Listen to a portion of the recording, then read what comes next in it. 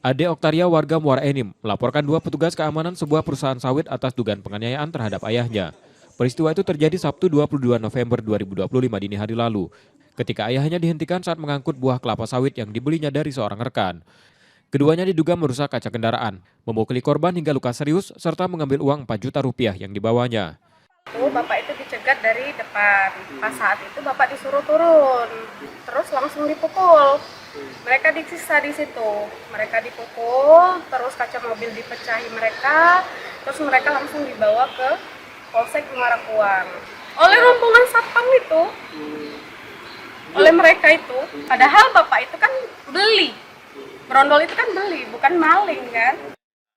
Bahkan ayahnya lebih dulu ditahan di lapas Tanjung Raja karena para terlapor telah melaporkan dugaan pencurian sawit. Keluarga korban merasa tidak senang karena yang bersangkutan itu membeli bukan mencuri.